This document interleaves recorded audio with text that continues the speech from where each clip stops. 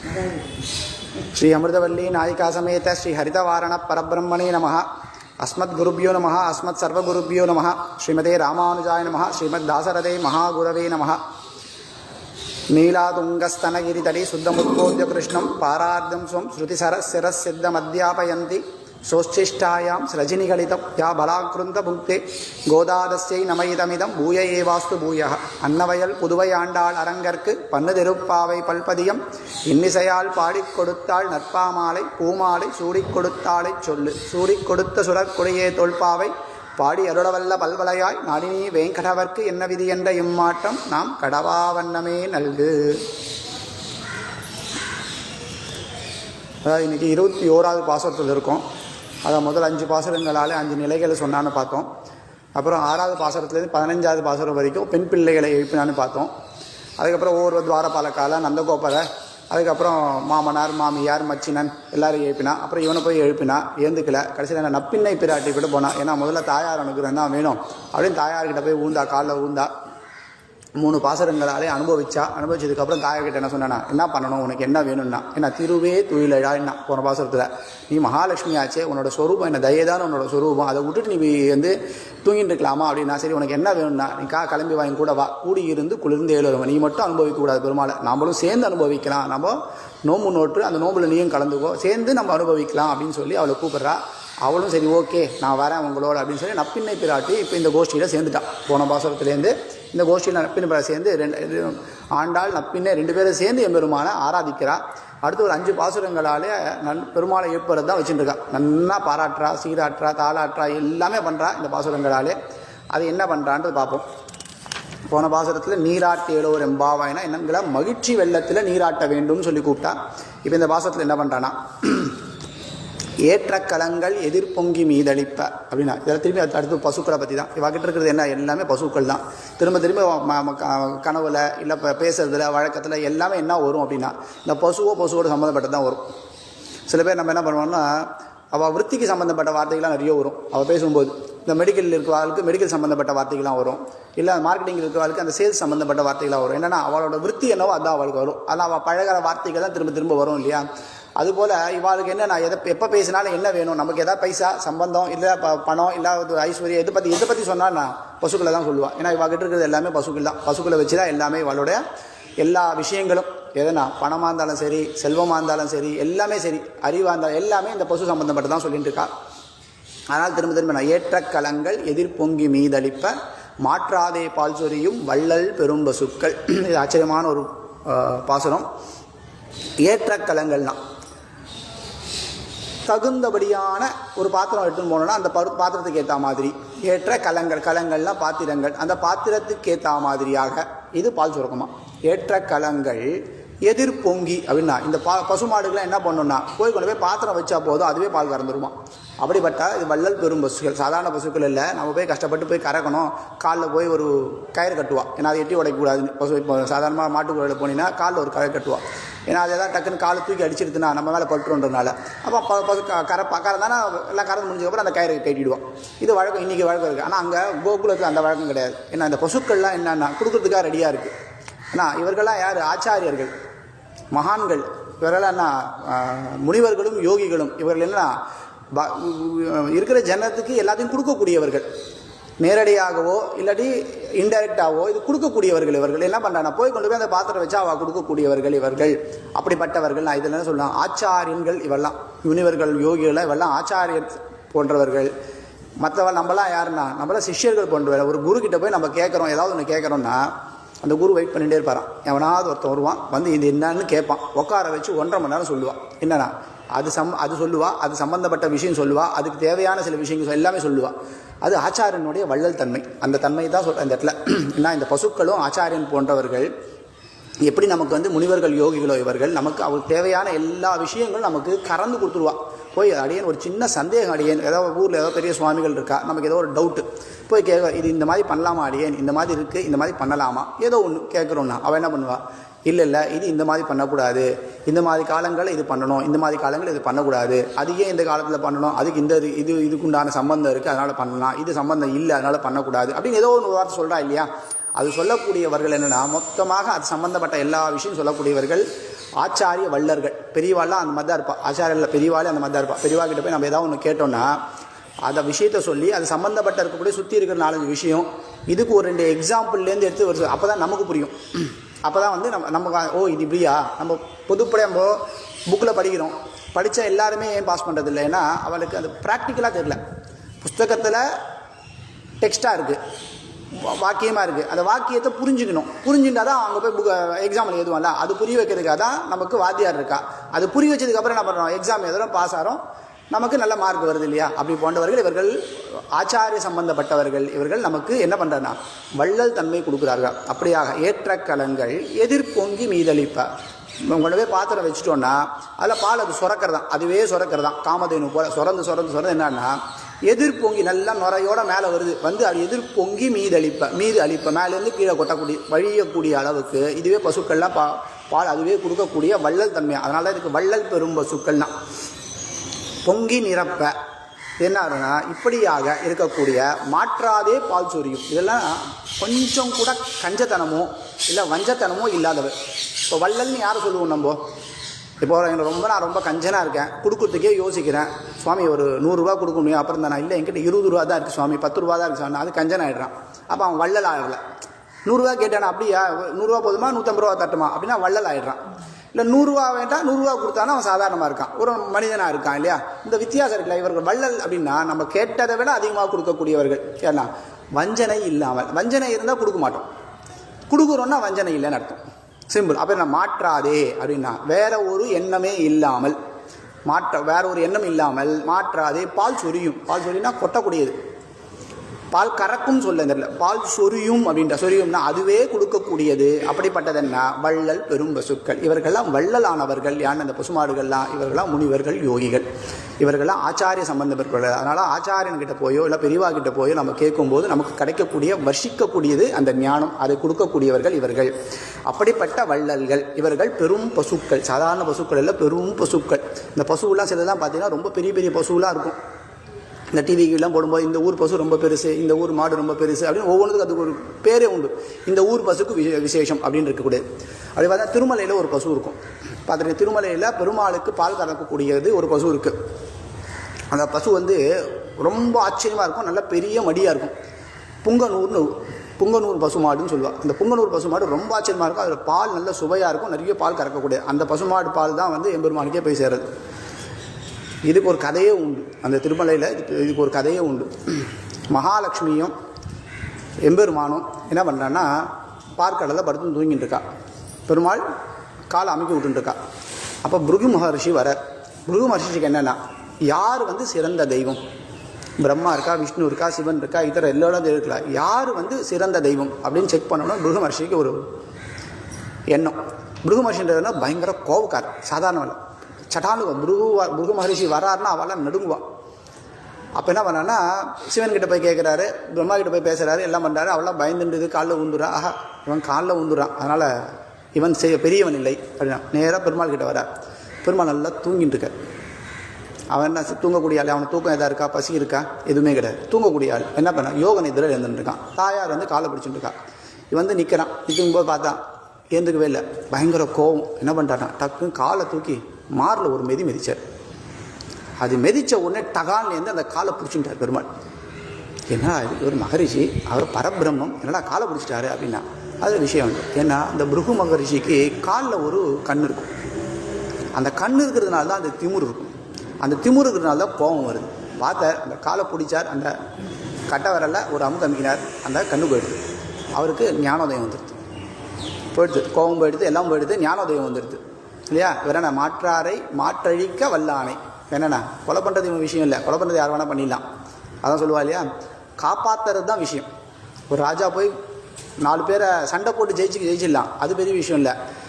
அந்த எதிரி நாட்டுக்கு ஏதாவது ஒரு விஷயத்தை பண்ணி அவன் போருக்கே வராதபடி இருந்தானா எத்தனை பேர் சாகாமல் இருப்பா, அது வீரம் இல்லையா? அப்படிப்பட்டவன் இவர் பெருமாள் என்ன பண்ணுவான், அது பண்ணுவானா மாற்றாரை மாற்றழிக்க வல்லானை. இவன் யார், மாயனை. அந்த மாயத்தனத்தை எங்கே பண்ணிருக்கான், என்ன பண்ணனா காலை பிடிச்சி அவர் அமுக்க அம்பிட்டார். அந்த கண்ணு போயிடுது இல்லையா? பிரச்சனை வந்துடுது. என்னன்னா மகாலட்சுமி கோபம். அது எப்படி அவர் மாரில் அடிக்கலாம்? நம்ம ஆற்றுல ஏதோ ஒரு புருஷா ஏதோ ஒரு காரணத்தில் ஏதோ ஒன்று பண்ணுவாள், உடனே பொண்டாட்டி கோவம் வரும். அது எப்படி நீ அப்படி பண்ணலாம், நீ பண்ண இல்லைம்மா அது வேறு விஷயம், நான் சொல்கிறேன் இந்த மாதிரி அதெல்லாம் கிடையாது, நீ பண்ணியிருக்கக்கூடாதுன்னு கோச்சின்னு போய்டும். அப்படி தான் கோச்சின்னு போயிட்டான். மகாலட்சுமி என்ன பண்ணானா, அந்த வக்ஷஸ்தலம்ன்றது என்னோடய இடம், அதில் அடித்த ஒருத்தர் வந்து அதில் கால் வச்சு மிதிச்சிடறாருன்னா அது அவமானப்படுத்துகிறாருன்னா, உன்னை மட்டும் அவமானப்படுத்துகிற என்னையும் சேர்த்து அவமானப்படுத்துறார், அந்த அவமானத்தை என்னால் தாங்க முடியல, நான் கதையும் போகிறேன்னு போயிடுறேன். இவர் இல்லை சொல்லி கேட்டு பார்க்குறாரு, இல்லைன்னு போயிட்டான். இதெல்லாம் என்ன லீலா விபூதி தானே, இல்லை பெருமாள் என்ன பண்ணிட்டு இருக்காரு, லீலா விபூதி. இந்த நம்ம இருக்கக்கூடிய இந்த அண்டத்துக்கு லீலா விபூதின்னு பேர். என்னென்னா லீலா விளையாட்டுக்காக பண்ணது. யோசிச்சுக்கோம், நம்ம இங்கே இருக்கோம், இங்கேருந்து ஜூம் இன் பண்ணோன்னா உள்ள கிருமிகள்லேருந்து சின்ன சின்ன கிருமிகள்லாம் இருக்குது. உள்ள அந்த பைனாக்குலர் வச்சு உள்ளே பார்க்குறால, ஒரு 100x 200x ஜூம் பண்ணி பார்க்குறா, சின்ன சின்னதாக இருக்கு இல்லையா, அப்படியே ஜூம் அவுட் பண்ணி மேலே போய் பாருங்கள், அண்ட சராசங்கள்லாம் இருக்குது. இது எல்லாமே எதுக்கு இருக்குது அப்படின்னா பெருமாளுடைய லீலா விபூதி. ஒரு சும்மா ஒரு விளையாட்டுக்காக. இந்த விளையாட்டுக்கு இருக்கிறதே இவ்வளோ லட்சணமாக இருக்குது, இவ்வளோ பர்ஃபெக்டாக இருக்குது. இது போல் எத்தனை அண்டங்கள் இருக்குது, அது எல்லாத்துக்கும் என்ன இருக்குது, இது எல்லாத்தையும் வந்து பார்த்துட்டு இருக்கான். எங்கே சூக்ஷ்மமாக உள்ளுக்குள்ளே இருந்துட்டு ஒவ்வொன்றுத்துக்கும் எல்லா ஒரு செடி மரம் கொடி இந்த பெண்ணு கண்ணாடி புஸ்தகம் எல்லாத்துலேயும் இருக்கான். சித்து அச்சித்து எல்லாத்துலேயுமே இருக்கக்கூடியவன் ஈஸ்வரன். அப்படி இருந்து பார்த்துட்டு இருக்கான்னா அப்போ அது எவ்வளோ பெரிய விஷயம், அவனுக்கு தெரியாத விஷயம் அப்படின்றான். என்ன பண்ணா, இவ கோச்சிட்டு போயிடுறா. எங்கே போயிடுறா, நேராக கோலாப்பூர்னு சொல்லக்கூடிய ஒரு இடம், க்ஷேத்திரம், கரவீரபுரம்னு பேர். அதுக்கு கரவீரபுரம் மகாலட்சுமி தான். அங்கே போனால் அங்கே கோச்சின்னு இருக்கல, தான் அப்படின்னு போய் உக்காந்துட்டான், எனக்கு தெரியாது அப்படின்னு. ஆனால் அங்கே அவள் தான் வந்து மூர்த்தி, கோலாப்பூர் மகாலட்சுமின்றது அங்கே தான் இருக்கா. அவள் அங்கே போயிட்டா. இப்போ என்ன எடுத்து பெருமாள் தனியாக இருக்கார். ஆஹா நம்ம தனியாக இருக்குமே சொல்லிட்டு என்ன பண்ணுறா, சரி நாமளும் கிளம்பி பூலோகம் போயிடலாம் சொல்லி வரார். வந்து என்ன பண்ணுறாருனா திருமலைக்கு வரார். திருமலையில் என்ன பண்ணுறாருனா தான் தபஸ் பண்ணுறார். திருமலை இருக்கக்கூடிய க்ஷேத்திரம் அதுக்கு வராக க்ஷேத்திரம்னு பேர். வராக இருக்கிற இடம். அங்கே வந்தார். அந்த இடத்துல ஒரு புத்து, அங்கே தபஸ் பண்ண ஆரம்பித்தார். அங்கே புத்து வந்தது. அந்த புத்து மேலே அவருக்கு பசிக்கிறது. புத்துலாம் வந்துடுது. தபஸ் பண்ணுறாரு. வால்மீகி என்ன சொல்கிறோம், வால்மீகின்றவருக்கு பேர் என்னென்னா, வால்மீகினா புத்துனாலான அவர் தபஸ் பண்ணி புத்தாயிடுதான், அதனால் அவருக்கு வால்மீகின்னு பேர். அப்படியா இவர் தபஸ் பண்ணுறார். தபஸ் பண்ணிகிட்டே இருக்க, ரொம்ப நாள் பண்ணிகிட்டே இருக்கான். கொஞ்சம் கொஞ்சமாக அந்த புத்து சேர்ந்துட்டு இருக்கு, ஃபுல்லாக புத்தாயிடுது இல்லையா. உள்ளுக்குள்ளே பெருமாள் வந்து ஒன்றுமே சாப்பிடல, பசி பட்னியோட தபஸ் பண்ணிட்டு இருக்கான். ஏன்னா கோச்சிட்டு போயிட்டால கோவம், இவன் கோவத்தில் உட்காந்து பண்ணுறானா இல்லை தபஸ் பண்ணுறானான்னு தெரியல, உள்ளே உட்காந்துட்டு இருக்கான். இந்த விஷயம் மகாலட்சுமி கேள்விப்பட்டான். எப்படின்னா சூரியன் போய் சொல்லிருக்கான், உன் வாழ்க்கை அங்கே இதில் இருக்கார், திருமலையில் இருக்கார், சாப்பிடாம கொள்ளாமல் இருக்கார், நீ பாட்டு இங்கே வந்து 3 வேலையும் ஒன்று பெருமாள் அங்கே ஆராதனை ஆகிட்டு இருக்கு இல்லையா, 3 வேலை ஆராதனை ஆகிட்டு நீ சாப்பிட்டுட்டு இருக்க, அவன் சாப்பிடாமல் உட்காந்துட்டு இருக்கான் அப்படின்றான். அடடா இது தப்பாச்சே, நம்ம ஆம்பியான் சாப்பிடாமல் நம்ம எப்படி சாப்பிட்றது, ஆம்பியான் சாப்பிட்டு தான் நம்ம சாப்பிட முடியும், இதுதானே நம்ம கிரமம், என்ன பண்ணலாம் சொல்லிட்டு என்ன பண்ணலாம். அப்போ நம்ம தானே ஒரு மாடு மேய்க்கிறவனா மாறுறான்.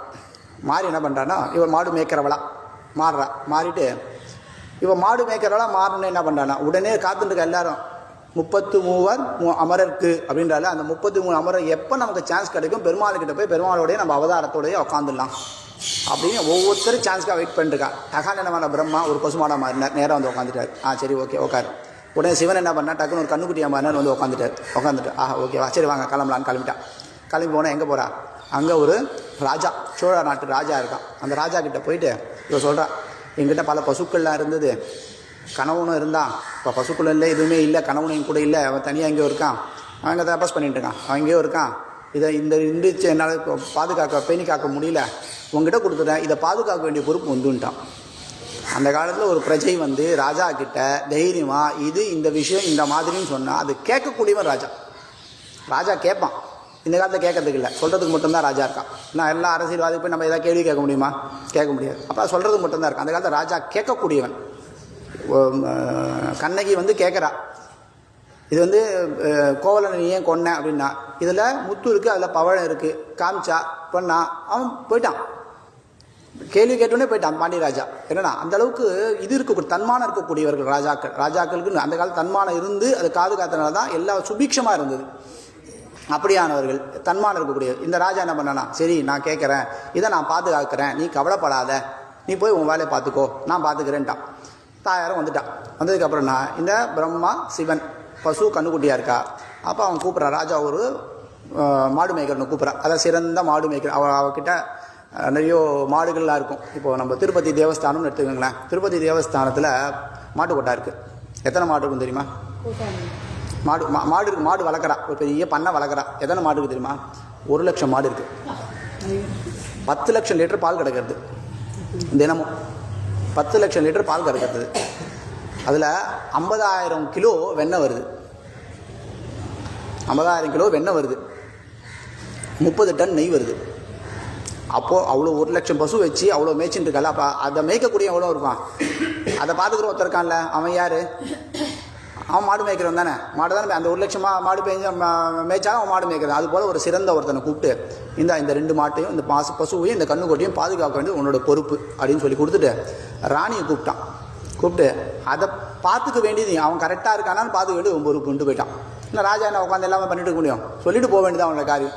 ராணி எதுக்கு ராணிக்கு வச்சான் அப்படின்னா, இது ஒரு பொண் வந்து இந்த பசுவை பார்த்துக்கோன்னு சொல்லியிருக்கானா ஏதோ ஒரு விஷயம் இருக்கணும், அவனுக்கு புரியுது மண்டையில் ஏதோ ஒரு விஷயம் இருக்குது அப்படின்னு. அதனால் அவனா ராணி நீயும் பார்த்துக்கோன்ட்டு போயிட்டான். இப்போ இவனை மாடு மேய்க்கிற என்ன பண்ணானா, இந்த பசு மாடுக்கும் இந்த கண்ணுக்குட்டிக்கும் சிறப்பான உணவு, நல்ல புல், அதை நல்ல பழம், நல்ல பால், எல்லாம் இருக்கோ எல்லாம் கொண்டு வந்து கொடுத்து எல்லாம் போக்கியமாக வளர்த்துட்டுருக்கான். நல்லா பெரும் பசுக்களாக ஆயிடுது, நல்லா புஷ்டியாக ஆயிடுது. பொங்கனூர் பசு மாடுன்னு வச்சுக்கோங்க, அது ஆயிடுது. ஆனதுக்கப்புறம் கூட்டின்னு போகிறான் வாசலில் மேய்க்கிறதுக்கு. நான் மாடுனா என்ன கொண்டு போய் மேய்க்கணும் இல்லையா, அந்த மேய்க்கிறதுக்கு கொண்டு போய் விட்டுட்டு அவங்க ஓரமாக ஒரு மரத்தடியில் உட்காந்துட்டுருங்க. கிருஷ்ணா தானே பண்ணா, என்னப்பா மாடு மேய்க்க விட்டு போய் மரத்தடியில் உட்காந்து விளையாடிட்டு போவாலாம் கிருஷ்ணனோட சகாக்கள் எல்லாருமே. இவனை போய் உட்காந்துதான் இந்த பசு மாடு என்ன பண்ணும் தெரியுமா, நேராக போகும். இங்கே ஒருத்தன் தபஸ் பண்ணிட்டு இருக்கானே கோவத்தில், அவங்ககிட்ட போகும். அந்த புத்துக்கிட்ட போகும், மொத்த பாலும் கொட்டும். மொத்த பாலும் டகடகடகடகடன்னு கொட்டும். உள்ளேருந்து அவன் அது புத்து எப்படி இருக்குது, மேலே ஒரு டியூப் மாதிரி தான் இருக்குது. அந்த டியூப் வழியாக கொட்டுறது, இவன் ஆய் திறக்கிறான், கரெக்டாக கொட்டுறது, சாப்பிட்றான், போயிடுது. காத்தால சாயங்காலம் 2 வேளை வந்து மேய்க்கிறான், கொடுக்குறான், சாப்பிட்டு போயிட்டே இருக்கான். அங்கே போனதுக்கப்புறம் பார்த்தா அது பால் கறக்கலை, பாலே இல்லை. என்னடா அது, சாதாரணமாக காஞ்ச புல் போட்ட பசு மாடே வந்து 10 லிட்டர் கொடுக்குறது, இது நல்ல புஷ்டியாக வேறு சாப்பிட்டுட்டு இருக்கு. இது என்ன 1 லிட்டர் கூட இல்லை, ஒரு சொட்டு கூட வரலையே அப்படின்னு ஒரு டவுட் வருது யாருக்கு, கறக்கிறவாளுக்கு. இவன் என்ன பண்ணான்னா ராணிக்கிட்ட போய் கம்ப்ளைண்ட் பண்ணுறான். தெரில, இவன் மாடு மேய்க்கிற ஏதோ பண்ணுறானான்னு தெரில, தனியாக கொண்டு போய் விற்றுறானான்னு தெரில அப்படின்னு சொல்லி ராணிக்கிட்ட போய் கம்ப்ளைண்ட் பண்ணுறான். ஏன்னா ராணியோட பார்வையில் இருக்குது. ராணி போய் சொல்லிருக்கா, இந்த பசு மாடுக்கு எதாவது ஆச்சுன்னா தொலைச்சிடுவேன், பசு மாடை நீங்கள் இங்கே இருக்கும்போது பார்த்துக்க வேண்டிய உங்கள் பொறுப்பு, வெளில போனால் பார்த்துக்க வேண்டிய அவங்க பொறுப்பு, ஏதாவது ஆச்சுன்னா தொலைச்சிடுவோம் உங்களை, சிறை தான் அப்படின்ட்டா. உடனே இவளுக்கு பயந்து என்ன பண்ணால் பாலே கலகலன்னு ராணிக்கிட்ட போய் சொல்கிறான், நம்ம பால் கறக்கலை, ஒரு சொட்டு கூட வரவே இல்லை அப்படின்னு. உடனே இவளுக்கு கோவம். அந்த மாடு மேய்க்கிறவங்க கூப்பிட்டா, கத்தாமல் திட்டினான். ஏன்னா கோவம் இல்லையா, பார்த்துக்கிறேன்னு பொறுப்படுத்துருக்கா, இவன் தலைமையில் தான் அது பார்த்துட்டு இருக்கு. மற்ற மாடுனா கூட முன்னும் பண்ண கேட்கலாம், இது வந்து உரிமையோடு கேட்க வேண்டிய விஷயம். ஆனால் உரிமையாக அவன் பிடிச்சி திட்டா, இவன் எனக்கு ஒன்றும் தெரியாது, நானும் மாடு மேய்ச்சிட்டு இருக்கேன், ஒன்றும் தெரியல, அது பாடு வருது போகிறது மேய்ச்சிக்கிறது வருது, நான் திருப்பி கொண்டு வந்து விட்டுறேன், எனக்கு அதனால எனக்கு ஒன்றும் தெரில அப்படின்ற. ஒழுங்காக பார்த்துக்கோன்னு அனுப்புகிறான். அனுப்பிச்சோடனே திருப்பி அவன் வரான். இவனுக்கு என்ன தான் நடக்கிறது பார்ப்போம் அப்படின்னு என்ன பண்ணால் மாட்டை அவுத்து விட்டுட்டு அவன் போய் மரத்தடியில் உட்காந்துன்றான். மாடெல்லாம் கிளம்பி போயிடுது. போனதுக்கப்புறம் பின்னாடியே போகிறான். இந்த செடி புதற்கு நடுவில் போய் நிற்கிறான். நின்று எட்டி பார்க்குறான்னா அது மாடு எங்கெங்கே போதோ பின்னாடியே போய் போயிட்டு இருக்கான். நேராக போச்சு. அந்த இடத்துல ஒரு பெரிய புத்துக்கிட்ட போச்சு. புத்து இருக்குது, எங்கேயும் புத்து இருக்குது, புத்துக்கு மேலே மாடுலேருந்து எனக்கு கறக்கிறது. பார்த்தா கட்டக்கட்டான்னு கறந்துட்டு இருக்கு. பார்க்குறான், இவனுக்கு அதிர்ச்சி. என்னடா நாங்களாம் போய் கறந்தா கூட அது வரமாட்டேங்குது, இதனால் தானாகவே கறக்கிறது அப்படின்னு சொல்லி பார்த்துட்டே இருக்கான். பார்த்துட்டு என்னதான் நடக்குதுன்னு பார்க்கலாம். நேராக கிட்ட வரான். கிட்ட வந்து பார்த்துட்டு இந்த மாட்டுக்கு மேலே கோவம்.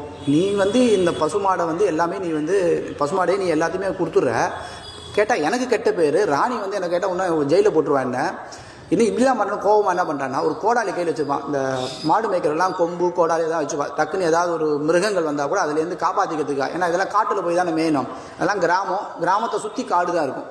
அந்த காட்டிலேருந்து ஏதாவது ஒரு மிருகம் வந்து நான் காப்பாற்றுறதுக்கே ஒரு கையில் ஒரு கட்டை வச்சுருப்பா. ஏதாவது ஒரு கோடாலி இல்லை கத்தி அது மாதிரி ஏதாவது ஒன்று வச்சுருப்பா. இல்லை ஈட்டி இது மாதிரி வச்சுட்டுருப்பா காப்பாற்றிக்கிறா. அந்த கோடாலி எடுத்தான், நேராக பசுமாடு மேலே தூக்கி போட்டான். பசுமாடு கிட்ட வந்து உழற நேரத்தில் உள்ளேருந்து பெருமாள் என்ன பண்ணுறாரா, ஆஹா பசுமாடுக்கு ஆபத்து, நமக்கு கொடுக்கக்கூடிய பால் அதுக்கு ஒரு ஆபத்து சொல்லி டக்குன்னு மேலே இருந்து வந்து நிற்கிறான். அது அவன் தலையில் பட்டுறது. தலையில் பட்டு அந்த ரத்தம் வருது. அந்த ரத்தம் அந்த பசுமாடு மேலே படுறது. இது பார்த்த உடனே அவனுக்கு அதிர்ச்சி. என்னடா இது, உள்ள புத்துன்னு பார்த்தா புத்துக்குள்ளேருந்து ஒருத்தன் வரான், இவன் யாருன்னே தெரியல, இது பசுமாடு இருக்குன்னு அதிர்ச்சியில் பயந்து போய் அங்கேயே ஊந்துறான். ஊந்தோடனே இந்த பசுமாடு நேராக கிளம்பி நேராக இதுக்கு போயிடுது. யார், பிரம்மா சிவன் தானே, பசுமாடு கண்ணுக்குட்டி திறனை நேராக கிளம்பி நேராக ராஜ்யத்துக்கு போயிடுது. ராஜ்யத்துக்குள்ளே போய் பார்த்தா ராஜ்யத்தில் அவெல்லாம் மாட்டுக்கொட்டாய் வந்துடுது. வந்தோடனே மாட்டுக்கொட்டையில் பார்க்குறா, என்னடா இது ஒரே ரத்தமாக இருக்குது. சரி கூட்டு போனவன் எங்கேன்னு பார்க்குறா, வரல.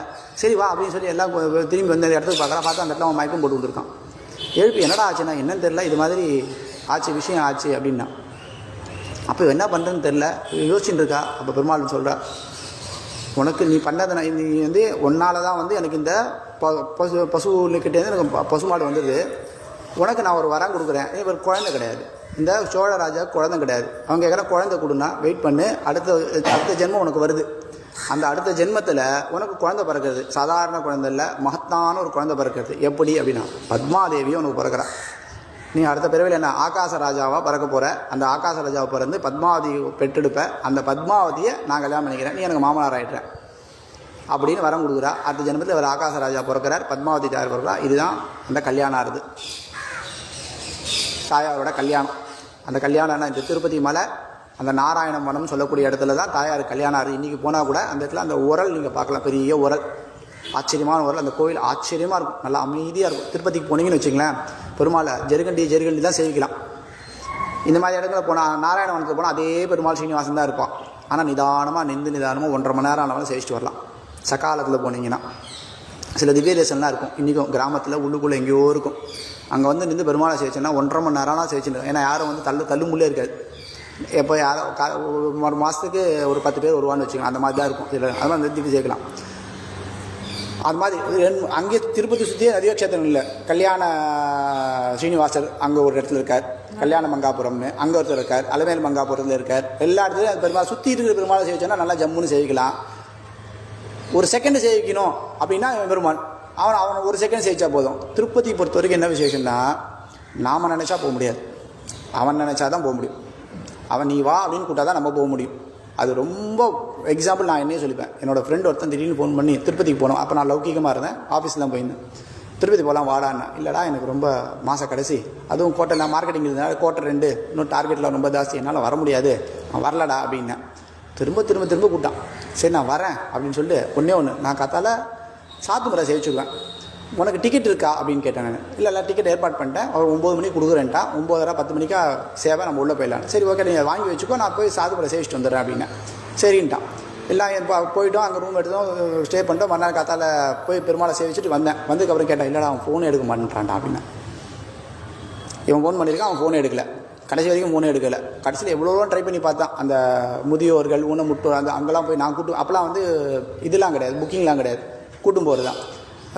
ஒரு ஐடி கார்டு ஒன்று எடுத்து கொண்டு போய் காமிச்சோன்னா அவர் முதியோர் அப்படின்னு சொல்லி கொண்டு போய் இது பண்ணுவான். அதுலேயும் போய் நான் கூட்டு கடைசி கூட்டுன்னு போனவன் அவன். நான் வரமாட்டேன்னு சொன்னவன் நான். ஆனால் அந்த அனுகிரகம் எப்போ கிடைச்சது? எம்பெருமான் நீ வாடான்னு கூப்பிட்றான். அது எம்பெருமான் இடத்துல இருக்கிற விசேஷம். ஸ்ரீனிவாசரை பொறுத்த வரைக்கும் மற்ற எல்லா கோயிலும் விட்டுருவோம். ஸ்ரீனிவாசர் ஒரு ஏத்தம் என்னென்னா, நாம் நினச்சா போக முடியாது, அவன் நினச்சா தான் நம்ம கூப்பிட முடியும். அது எந்த கோயிலாக இருந்தாலும் பொருந்தும். அது ரொம்ப மிக சரியாக பொருந்தது தான் ஸ்ரீனிவாசர். அது மட்டும் ஒரு விசேஷம் அந்த இடத்துல. அப்படியாக அந்த ஸ்ரீனிவாசர் அந்த கோவிலையும் கீழே இருக்கக்கூடிய அந்த பத்மாவதி இருக்கக்கூடிய அந்த கோவில், அது சுற்றி இருக்கிற கோயிலில் நம்ம சேவைன்றது நம்ம ஆச்சரியமாக நிதானமாக சேவிக்கலாம்.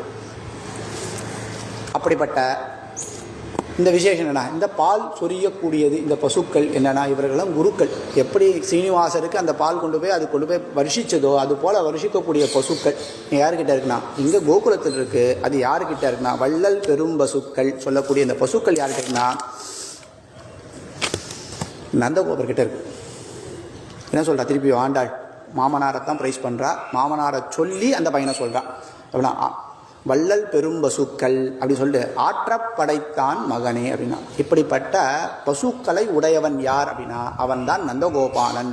அந்த நந்தகோபாலனுடைய மகனே இவன். எம்பெருமானே நான் சொன்னேன் இல்லையா, என்ன பெருமைன்னா, தான் பேர் சொல்கிறது அவனுக்கு பெருமையே இல்லை, தன்னவர்களை சொல்லும்போது அவன் சந்தோஷப்படுறானா. அப்படியே என்ன ஆற்றப்படைத்தான் மகனே, இந்த நந்தகோபனுடைய பிள்ளை அப்படின்னா. நீங்கள் நார்த் இந்தியாவில் இன்றைக்கும் போனாலும் அங்கே கிருஷ்ணரை கூப்பிடுவாங்க. இதுக்கெல்லாம் மதுரா பிருந்தாவனம்லாம் போனீங்கன்னா அங்கே கிருஷ்ணர் எப்படி தெரியுமா கூப்பிடுவா, நந்தனன்வா. நந்தனுடைய நந்தன் குமாரன் அப்படி தான் கூப்பிடுவா. அங்கே போனால் ராதே கிருஷ்ணா தான் சொல்லுவாள்.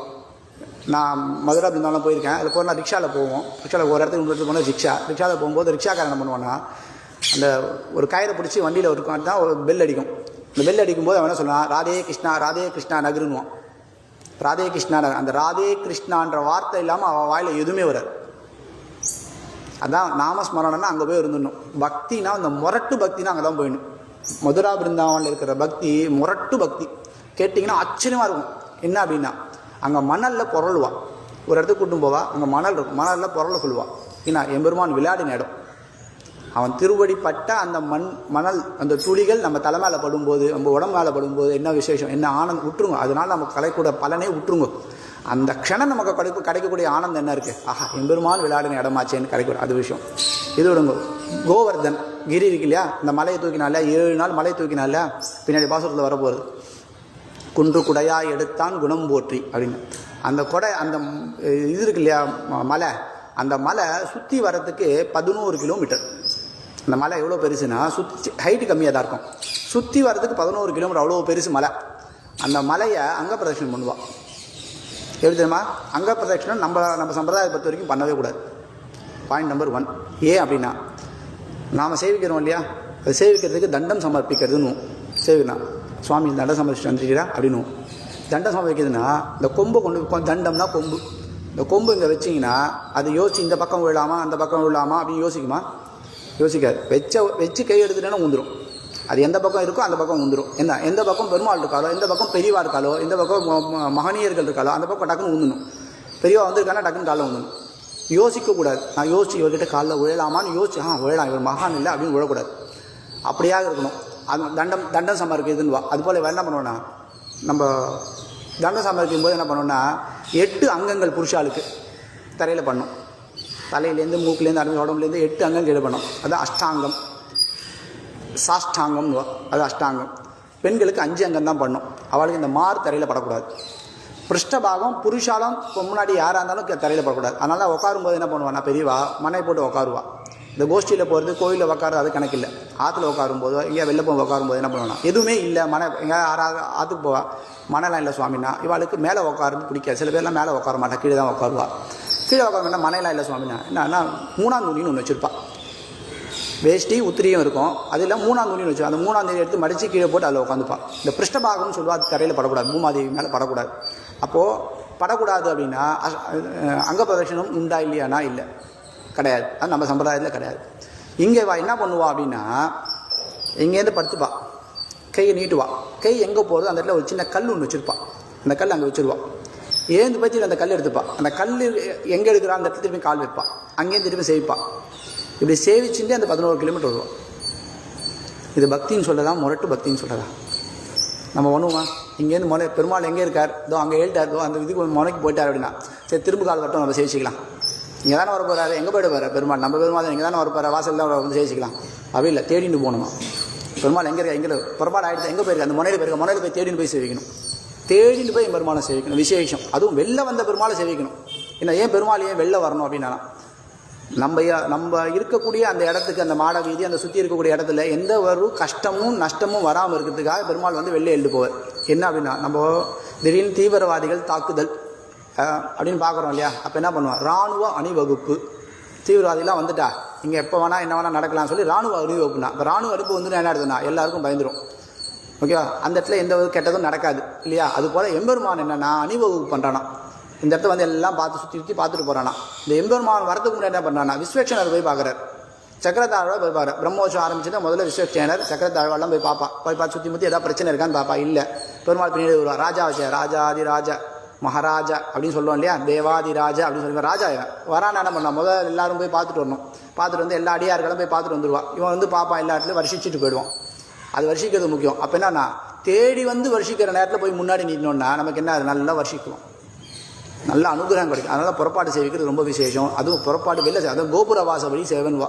எந்த புறப்பாடு, அது கருடவான ரொம்ப விசேஷம். அது காஞ்சிபுரத்தில் எந்த புறப்பாடாக இருந்தாலும் வெளில சேவிக்க, வாசலில் வந்து நின்று ஒரு ஆரத்தி ஆகி அதுக்கப்புறம் தான் புறப்பாடு ஆகும். அது அந்த கோபுர வாசல் ஆரத்தி ஆகும், நான் வாசல் அந்த இடத்துல சேவிக்கிறது ரொம்ப விசேஷம். எம்பெருமான அப்படியாக எம்பெருமான மகாராஜா அவனுக்கு நம்ம தேடி போய் சேவிக்கணுன்றது. அப்போ நான் சேவிக்கிறது என்னென்னா சாஷ்டாங்கமாக ஊந்துடணும். அந்த உழர்துன்றது அப்படின்னா யோசிக்காமல் தண்டம் சமர்ப்பிக்கிறது போல் சேவிக்கணும். அப்படி சேவிக்கிறதுக்கு என்ன பண்ணணும்னா, எம்பெருமான நம்ம பெரியவாளை சேவிக்கிறது அந்த மாதிரி நம்ம தண்ட சமர்ப்பிக்கமாக சேவிக்கணும். அதனால் அது ரொம்ப விஷயம். இந்த முரட்டுத்தனமாக சேவிக்கக்கூடியவா, இந்த சேவிச்சுட்டே பிரதட்சணம் பண்ணக்கூடியவார்னா இவா பக்தாள்கள். அவள் எங்கே இருக்கானா, வடதேசத்தில் இருக்கக்கூடியவா, அதீத பக்தி, பரம பக்தி, ஆச்சரிய பக்தி, என்ன வேணால் பேர் சொல்லிக்கும். அதுக்கு உண்டானவா, பொருத்தமானவா அவா. நம்மளானா அந்த அளவுக்கு யோசிக்க கூட மாட்டோம். அந்த மாதிரி இப்படிப்பட்டவன் நந்தகோபால். அந்த இடத்துல நந்தகுமாரன் தான் கூப்பிடுவாவாள், நந்தனுடைய குழந்தைன்னு கூப்பிடுவாவாள். அப்படிப்பட்டவன் நந்தகுமாரன், அவனை என்ன சொல்லி கூப்பிட்றான், அப்படிப்பட்ட நந்தகோபாலன் இப்படிப்பட்ட ஏற்றமுடையக்கூடிய பசுக்கள் இருக்கக்கூடிய இந்த மாடுகள் இருக்கக்கூடியவன் நந்தகோபாலன் அவனுடைய மகனேன்னு கூப்பிட்றான். ஏன்னா அந்த ஏற்ற கலங்கள் எதிர்பொங்கி மீதளிப்ப, என்ன அந்த பசுமாடு என்ன வள்ளல் தன்மையோட அது ஃபுல்லாக பண்ணிடுதான். இந்த பாத்திரம் அந்த பால் அப்படி பெருமாள்னு பார்த்தோம்னா நமக்கு ஞாபகம் வருதுன்னா ஒரு பெருமாள் ஞாபகம் வரணும். நிறைய பேருக்கு தெரியுமோ தெரியாது, ஆந்திராவில் விஜயவாடான்னு ஒரு இடம் இருக்குது. விஜயவாடாவும் குண்டூருன்னு ஒரு 2 மெயின் சிட்டிஸ் இருக்குது. ரெண்டுத்துக்கு நடுவில் ஒரு ஊர் இருக்குது, மங்களகிரின்னு பேர், பானக நரசிம்மர்னு பேர். நம்ம கோயிலோட விசேஷம் என்ன? நம்ம கோயிலோட விஷயம் இப்போ நம்ம பண்ணிட்டு கோயிலோட விஷயம் என்ன? மகாலட்சுமி தாயார் ரொம்ப விசேஷம். தாயாரோட விசேஷம் என்ன? விளக்கேற்றுறது விசேஷம். என்ன விளக்கேற்றுறோம்? நெய்யில் மூழ்கி சக்கரை இல்லை நாட்டு சக்கரையில் கோலம் போட்டு அதில் மஞ்சள் குங்குமம் புஷ்பம் வச்சு விளக்கேற்றுறோம் இல்லையா? இதில் என்ன விசேஷம்? எல்லாத்தையும் எங்கள் கோயிலையும் ஏற்றுக்கிட்டு இருக்கலாம். இந்த இடத்துல இந்த தாயாருக்கு ஏற்றுற விளக்கில் நீங்கள் பார்த்தீங்கன்னா நம்ம நெய் குத்தி பண்ணுறோம், சக்கரை போடுறோம்ல, ஆற்றுல நெய் சிந்தினாலோ சக்கரை சிந்தினாலோ என்ன நடக்கும்? ஈமைக்கும் எறும்பு வரும். இங்கே அது நீங்கள் ஒன்றும் பார்க்க முடியாது. அந்த இடத்துல நீங்கள் பார்க்கவே முடியாது. அது விசேஷம் இல்லையா? இதே போல் விசேஷம் என்னென்னா இந்த பானக நரசிம்மர்கிட்ட இவருக்கு பானகம் கலைக்கிறது ரொம்ப விசேஷம். பானகத்தை எதில் பண்ணுவோம்? சக்கரை வெல்லம் எல்லாம் போட்டு பண்ணுறோம் இல்லையா? ஸ்வீட் தானே. இந்த பானகத்தை கொண்டு போய் அவர்கிட்ட கொடுத்தோன்னா எந்த பாத்திரத்தில் கொண்டு போய் கொடுத்தாலும் பாதி சாப்பிட்டுருவார். அந்த இடத்துல நரசிம்மர் மூலவர் அந்த குகையோடய இருப்பார். அந்த குகையில் இருக்கும்போது அவருக்கு பானகம் கொடுப்பா. எப்படின்னா வாய் திறந்து தான் இருப்பார் பெருமாள். நரசிம்மர் நல்லா கோவத்தோடு உக்கரத்தோடு வாய் திறந்த மாதிரி தான் இருப்பார். கவச்சத்தோடு தான் நீங்கள் கரெக்டாக செய்ய முடியும். அந்த வாயில் என்ன பண்ணுவா அப்படின்னா ஒரு பாத்திரம் எடுத்துன்னு வருவா. எந்த பாத்திரம் எடுத்துன்னு வந்தாலும் அதுலேருந்து குத்துவா. கொஞ்சம் அது குத்திகிட்டே இருக்கும்போது குடக் அப்படின்னு சத்தம் கேட்கும். அந்த சத்தம் கேட்கும்போது நிறுத்தினோன்னா கரெக்டாக பாதி பாத்திரம் இருக்கும். அது டம்ளராக இருந்தாலும் சரி, சொம்பாக இருந்தாலும் சரி, குடமாக இருந்தாலும் சரி, இதுவாக இருந்தாலும் அங்காளமாக இருந்தாலும் சரி, எதுவாக இருந்தாலும் சரி, எந்த பாத்திரமாக இருந்தாலும் சரி, கரெக்டாக பாதி சாப்பிட்டு திருப்பி கொடுத்துருவார். இந்த பானம் கொட்டி கொட்டி கொட்டி கொட்டி கொட்டி எல்லாத்தையும் காலகாலமாக கொட்டிகிட்டு இருக்கா இல்லையா? நமக்கு தெரிஞ்ச பல வருஷமாக கொட்டிகிட்டு இருக்கா இல்லையா? அங்கே போய் பாருங்கள், ஒரு எறும்பு இருக்காது. மலை மேலே இருக்கக்கூடிய நரசிம்மர், கீழே ஒரு நரசிம்மர் இருப்பார். அங்கே கோபுரம் சேவிக்கணும், நல்ல பெரிய கோபுரம் இருக்கும். மலை மேலே ஒரு நரசிம்மர், இவர் தான் மலை மேலே இருக்கிற நரசிம்மர் தான் பானக நரசிம்மர்னு பேர். பானகம் சாப்பிடக்கூடியவர். அங்கே நீங்கள் ஒரு எறும்பு கூட பார்க்க முடியாது. அது விசேஷம். அதேமாதிரி கரெக்டாக பாதி சாப்பிடுவார். இங்கே நிறைக்குடம், அங்கே அரைக்குடம். இங்கே கொடுக்கறது இங்கே இங்கே மொத்தமாக நமக்கு கொடுக்கறது இங்கே பிரசாதமாக நமக்கு வர்றது. நாம் கொடுக்கறது நமக்கு மீதி பிரசாதமாக வர்றது. அவ்வளோதான் வித்தியாசம். நரசிம்ம க்ஷேத்திரம் அவசியம் நம்ம ஆந்திரா இந்த விஜயவாடா குண்டூர் அந்த பக்கம் ஏதாவது போனோம்னா அவசியம் அந்த இடத்துல பஞ்ச நரசிம்ம க்ஷேத்திரம்னே இருக்குது. அது அங்கே இருக்குவா யாராவது விசாரிச்சிங்கன்னா தூர்குட்டு ரோடு 5 நரசிம்ம க்ஷேத்திரம் ரொம்ப விசேஷமான க்ஷேத்திரம். அதில் ஒன்று இந்த பானக நரசிம்மன்னு சொல்லக்கூடாது. அப்படிப்பட்ட நமக்கு என்ன ஞாபகம் வருது? இந்த பாத்திரம்னா என்ன ஞாபகம் வருது? ஒன்று நிறைக்குடம், ரெண்டாவது என்ன அந்த பானக நரசிம்மர். அப்படிப்பட்ட இருக்கக்கூடியவன் ஆற்றப்படைத்தான் மகனே. இப்படிப்பட்ட பசுக்களை கொண்ட நந்தகோபாலன், அந்த நந்தகோபாலனுடைய மகனானவனே நீ என்ன பண்ணணும்னா அறிவுராய்னா. முதல்ல என்ன சொன்னா? அவள் அம்மாவை சொன்னா அறிவுராயின்னு. என்ன சொன்னா? உங்கள் ஆத்துக்காரர் என்ன பண்ணார்? உத்தரவு கொடுத்துட்டார். நீ என்ன பண்ணோம்? அதை ஃபாலோ பண்ணணும். யசோதா அறிவுராய் அப்படின்னா. இப்போ என்ன பண்ணுறான்னா, இத்தனை நாள் சாதாரணமாக கூப்பிட்டுருந்தான். இப்போ நீ என்ன பண்ண? நீ பண்ணியே ஆகணுன்ற கண்டிஷன். 2 தடவை கூப்பிடும், 3ஆவது தடவை கூப்பிடும், 4ஆவது தடவை போடுவான். நீ பண்ணியே ஆகணும்டா அப்படின்றோம் இல்லையா? முதல்ல சாதாரணமாக ஆரம்பித்து பண்ண மாட்டேன் பண்ணியே ஆகணும்னு மிரட்டுறோம் இல்லையா? அதுபோல் நீ எழுந்தே ஆகணும், எனக்கு நீ வந்து கட்டாட்சத்தை கொடுத்தே ஆகணுன்றா. என்னன்னா அறிவுராய் அப்படின்னா. நீ எழுந்து உங்கள் அப்பா அம்மா என்ன பண்ணாலும் அதை நீ பண்ணு. பையனோட கடமை என்ன? அப்பா அம்மா என்ன பண்ணாலும் அது பண்ண வேண்டியது பையனோட கடமை. பையனோட கடமைன்னு சில இதெல்லாம் இருக்குது, அதை நம்ம பண்ணி ஆகணும். அப்பா சொல்கிற வார்த்தை மீறின வார்த்தை கிடையவே கிடையாது. அம்மா போல தெய்வம் ஒன்று கிடையவே கிடையாது. இது அப்பா அம்மாவனோட விசேஷம். அம்மா போன்ற ஒரு தெய்வம் கிடையாது. அப்பாவும் மீறினது. மாதா பிதா குரு தெய்வம் ஏற்கனவே சொன்னேன் இல்லையா? தெய்வம் கடைசியில் இருக்குது. அதுக்கு முன்னாடி தான் ஆச்சாரியன், அதுக்கு முன்னாடி தான் அப்பா, அதுக்கு முன்னாடி அம்மா. இப்போ அம்மா அப்பாவை விட்டுட்டு நம்ம எங்கே போய் என்ன பண்ணாலும் அது வெக்தம். ஓட்டை பானையில் ஜலம் கொட்டுற கணக்கு தான். எவ்வளவு கொட்டினாலும் டன்னாக கொட்டினா கூட அது கீழே தான் போகுமே தவிர வெக்தமே தவிர அது உபயோகம் இருக்காது. அப்படி ஏன்னா அம்மா அப்பாவுக்கு ரொம்ப முக்கியம். அந்த அவளுக்கு நம்ம பண்ணக்கூடிய காரியம் ரொம்ப முக்கியம். அதுபோல் என்ன அந்த அப்பா அம்மா என்ன சொன்னா? அவள் உத்தரவு கொடுத்துட்டால, உன் வேலை என்ன? நீ எனக்கு உத்தரவு கொடுக்கணும் இல்லையா? அந்த கூடுன்னு கேட்குறா. ஆற்றப்படைத்தான். அப்படிப்பட்ட பசுக்களை கொண்ட ஆற்றப்படைத்தான் எவன்? அவன் நந்தகோபாலன், அவனுடைய மகனே நீ அறிவுராய் அப்படின்னா. நீ எழுந்துக்க வேண்டும் அப்படின்டா சொல்லிட்டு ஊற்றமுடையாய் பெரிதாய்னா. நீ ஊற்றமுடையவன். எவ்வளோ பெரியவன்? ஊற்றமுடையவனா எவ்வளோ பெரியவனா? பரமாத்மா, நீ பரம்பொருள், நீ எங்கே இருக்கக்கூடியவன், உன்னுடைய திறமை என்ன, உன்னுடைய விசேஷம் என்ன, அதில் ஒரு 0.000001% நமக்கு தெரியாது இல்லையா? பெருமாள் இவ்வளோ பெரிய சக்தி என்னன்றது நம்ம என்ன பார்த்தோம்? அந்த ராசக்கிரீடை பார்த்தோம். பூலோகத்தில் இருக்கக்கூடிய ஆனந்தத்தை அனுபவிக்கிறது மட்டும்தான் நம்மளால் முடியும் இல்லையா. இதுக்கு மனுஷ ஆனந்தம் பேர். இது மொத்த ஆனந்தம் சேர்த்து பண்ணாலும் அதுவே நம்மளால் அனுபவிக்க முடியாது. அதுக்கு உண்டான நம்ம அந்த மனத்தன்மை இருக்கணும். அந்த பெருமாள் நமக்கு அந்த மனசு கொடுக்கணும் இல்லையா. அது கொடுத்து அனுபவித்தாலே ஒரு மனுஷ ஆனந்தத்தை நம்ம அனுபவிக்க முடியும். அதுபோல் பல மடங்கான தேவ கந்தர்வ அதுலேயே பிரம்மா வரைக்கும் பார்த்து பிரம்மானந்தம். அதை விட பல மடங்கு இருக்கக்கூடியது கிருஷ்ண ஆனந்தம். அதுக்கு தான் ராசக்கிரீடைன்னு பேர். அவ்வளோ தூரம் அனுபவிக்கிறோம் இல்லையா. அப்போ எம்பெருமான் எப்படிப்பட்டவன்னா நம்மளால் அளவிடவே முடியாது. அனந்தன் முடிச்சிட்டான். என்ன சொல்ற, இன்ஃபினிட்டி பெருமாள் அனந்தன் முடிஞ்சு போச்சு அப்படியா. இவன் ஊற்றமுடையவன், அவ்வளோ பெரியவன், ஊற்றமுடையாய் பெரிதாய் அப்படின்னா பெரிய இருக்கணும். உன்னுடைய பராக்கிரம் அவ்வளோ பெரியவன், ஓகே, நீ எவ்வளோ பெரிய பராக்கிரம் உடையவன். அந்த பராக்கிரம் இருக்கணும். அது மட்டுமா, உனக்கு இது தயை குணம் பெருசாக உங்ககிட்ட பெருசாக இருக்குது. என்ன தயை குணம் இல்லை, எதனால் இருக்குதுன்னா தாயார் உன் கூட தான் இருக்கா. தாயார் தனியாக வெளில இருந்தால் தான் உனக்கு தயை இல்லைன்னு சொல்லிடலாம். தாயார் உன்னை விட்டு பிரிஞ்சதே கிடையாது. பார்த்துருக்கோம், பல பாசுரங்களை பார்த்துருக்கோம். தாயார் விட்டு பிரிஞ்சதே இல்லை. அகலகிலே நின்று அலர்மேல் மங்கை உட மார்பா எம்பெருமானா. எப்போ அந்த பார்க்கடல்லேருந்து வெளில வந்தாலோ அந்த ஒரு செகண்டு தான் வெளில இருந்தான். அடுத்த செகண்ட் பெருமாள் கிட்ட வந்துட்டான். நேராக அந்த மடியில் உட்காந்தா, மடியிலேருந்து இங்கே உட்காந்தா கூட நமக்கு யாராவது எடுத்துட்டாலும் எடுத்துட்டுவா, நம்ம நேராக பெருமாள் மாரில் போய் உட்காந்துலாம் சொல்லி மாரில் போய் உட்காந்துட்டா. அதனால தான் வக்ஷஸ்தலம் பெருமாளுக்கு. அதில் தான் இங்கே ஆரம்பிச்சு இந்த சீனிவாச கல்யாணம் இல்லையா. அப்படியா இருக்கும். நீ பெரியா இருக்கக்கூடியவன், தயை குணம், தயை வலிமைன்னு சொல்லக்கூடிய குணங்கள் உடையவன், நீ பெரிதாய் ஒடிப்பட்டவன், நீ உலகனில் தோற்றமாய் நின்ற சுடரே. நீ எப்படி ஒன்றா அப்படிப்பட்டவன் நினச்சிட்டு இருக்கோம். நீ என்ன உலகனில் தோற்றமாய் வந்து நீ என்ன அவதாரங்கள்லாம் பண்ணியிருக்க, அச்சாவதாரத்தில் இருக்க, விபவத்தில் இருக்க, எல்லாம் இந்த பண்ணிட்டு இருக்க இல்லையா. இது பண்ணக்கூடியவன் நீ இப்படி தூங்கிட்டு இருக்கலாமா. உனக்கு தயை தானே முக்கியம். நீங்கள் வந்தது எதுக்கு, கிருஷ்ணாவதாரம் எடுத்து நீ வந்தது எதுக்கு, எங்களை வர்ஷிக்கிறதுக்கு. அதை வர்ஷிக்காமல் நீ தூங்கிட்டு இருக்கலாமா அப்படின்னா இவனுடைய விளையாட்டு தன்மை காமிச்சுட்டு இருக்கான். இதில் முக்கியமாக சொல்லும்போது சொல்கிறா, நம்ம முதல்ல ஒரு 5 பாசுரங்கள் பார்த்தோம் இல்லையா. பரம், வியூகம், விபவம், அச்சை, அந்தரியாமின்னு சொல்லிக்கூட அதை இந்த ஒரே ஒரு லைனில் சொல்லி முடிச்சுடா. ஊற்றமுடையாய் பெரிதாய் உலகெனில் தோற்றமாய் நின்ற சுடரே. எல்லாத்தையும் இந்த 5 விபவம் வந்துடுது. என்ன ஆகுதுன்னா, பரம் ஊற்றமுடையாய் அப்படின்னு, எப்பேற்பட்ட பரம்பொருள் நீ ஊற்றமுடையாய் அப்படின்னு. பரம்பொருள்னா என்ன, பரலோகத்தில் இருக்கக்கூடியவன், வைகுண்டத்தில் இருக்கக்கூடிய எம்பெருமான சொல்கிறா. பெரிதாய், அது வியூகத்தில் நல்ல பெரிய பெருமாளாக இருக்காராம். பார்க்கடலில் படுத்துட்டு இருக்கான், பள்ளி கொண்டு இருக்கான். ஏன்னா ஆதிசேஷன் மேலே பள்ளி கொண்டு இருக்கான். பெரிதாய் இருக்கக்கூடியவன். உலகினில் அப்படின்னா உலகத்துக்கு எதுக்கு வரான், அவதாரம் பண்ணிட்டு வரான். ராமனாகவும் கிருஷ்ணனாகவும் நிருசிம்மனாகவும் வாமனாகவும் அவதாரம் பண்ணிட்டு உலகினில் வரான். என்ன பண்ணான், நமக்கெல்லாம் அந்த காலத்தில் நமக்கு கிடைக்கல இல்லையா. ஏன் கிடைக்கலன்னு எப்படி சொல்கிற அப்படின்னா, அது கிடைச்சிருந்தா இனி நம்ம இங்கே உட்காந்துருக்க மாட்டோம். நான் சொல்லிட்டு எனக்கு கிடைச்சிருந்தா நான் சொல்லிட்டு இருக்க மாட்டேன், உங்களுக்கு கிடைச்சிருந்தா நீ கேட்டுருக்க மாட்டேன். அப்போ என்னன்னா, அது கிடைக்கப்பெற வேண்டுமோ அது நம்ம என்ன வேலை பண்ணும். அது சொல்கிறான். உலகனில் தோற்றமாய், நம்ம தோற்றத்துக்கு நமக்கு என்ன பண்ணுறான், கண்ணுக்கு எப்படி தெரியலாம் தோற்றமா அப்படின்னா, அர்ச்சாரூபத்தில் இருக்கான் இல்லையா. அர்ச்சாரூபத்தில் நம்ம இன்றைக்கும் சேவை சாதிச்சிருக்கோம். நம்ம பெருமாள் வைகுண்டநாதம் போலவே உட்காந்துட்டு இருக்கான் பாமா ருக்மிணியோட. அந்த வைகுண்டநாதனுக்கும் இங்கேயும் ஒரே வித்தியாசம்னா நப்பின்னை இல்லை, நீலாதேவி இல்லை, அவ்வளோதான். இங்கே பாமா ருக்மிணி இருக்கா, அங்கே பாமா ருக்மிணி நீலாதேவி 3 பேர் இருக்கா. ஸ்ரீதேவி, பூதேவி, நீலாதேவின்னு. அது ஒரு தான் வித்தியாசம். இங்கே வைகுண்டநாதன் போலேயே உட்காந்துட்டு இருக்கான். அது சுடரே அப்படின்னா, சுடனே அந்தரியாமியாக உள்ள ஜோதியாக இருக்கக்கூடியவன் எம்பெருமான் இல்லையா. நாம் இருக்கோம் இந்த உடம்புன்றது பார்த்தோம். ஏன்னா இது ஒரு தேர். இந்த தேரில் இருக்கக்கூடிய 5 குதிரைகள் என்னென்னா 5 பஞ்ச பூதங்கள் நமக்குள்ளே இருக்கு இல்லையா. பஞ்ச இந்திரியங்கள் அது இருக்குது. அதில் மனசுன்னு சொல்லக்கூடிய கயிறை வச்சுட்டு இந்த ஜீவாத்மான்னு இந்த வண்டியை ஓட்டின்னு போயின்னு இருக்கு.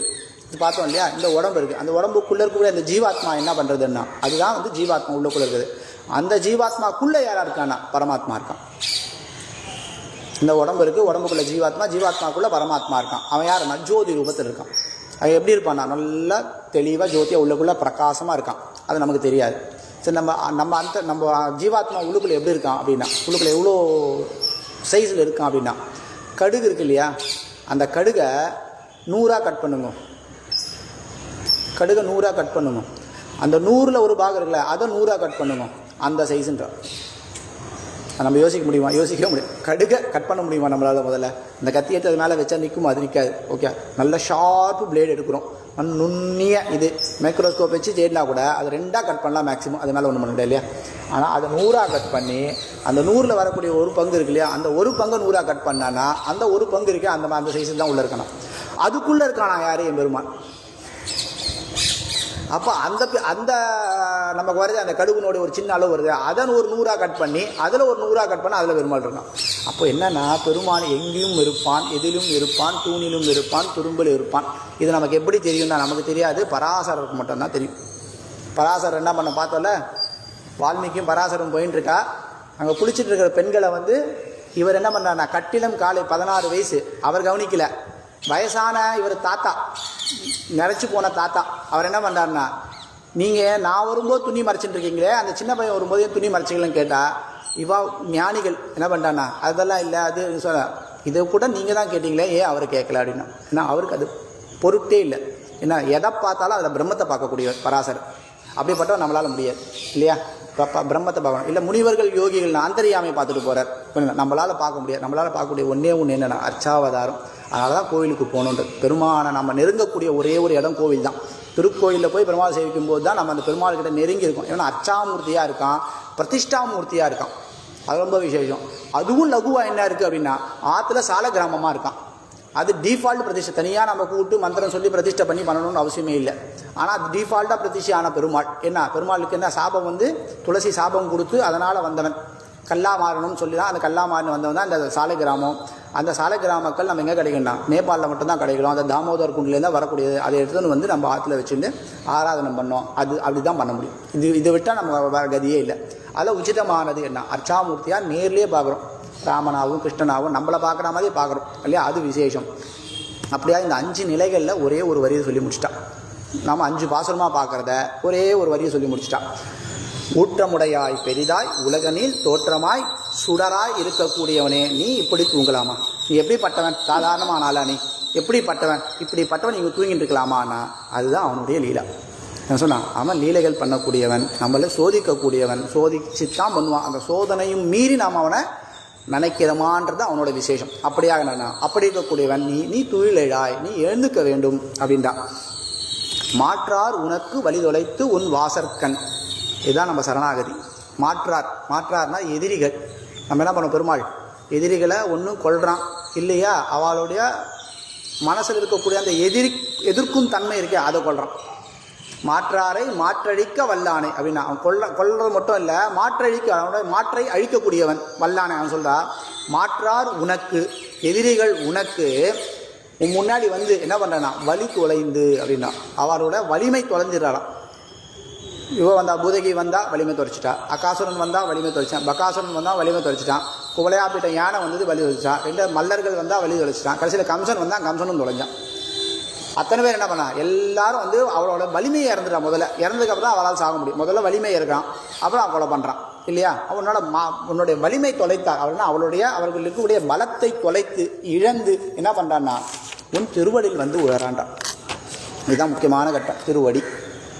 எல்லா பாசுரங்களையும் எல்லா இடங்களையும் எம்பெருமானுடைய திருவடி, அந்த திருவடியை குறிக்கக்கூடிய நாமாக்கள், அந்த நாமாக்கள் சொல்லக்கூடிய நாம சங்கீர்த்தனம், இதான் விசேஷம். என்ன சொல்லலாம், உன் வாசற்கண், உன்னுடைய வாசலில் நின்றுட்டுருக்கா. வாசற்கண்ணா அந்த வாசலில் அந்த படி இருக்கு இல்லையா, அந்த வாசப்படி அதுக்கு பக்கத்தில் நின்றுட்டுருக்கா. என்னன்னா உங்ககிட்ட சரணடைவதற்காக. என்னன்னா உன் வாசற்கண் ஆற்றாது வந்து, உன் வாசற்கண் ஆற்றாது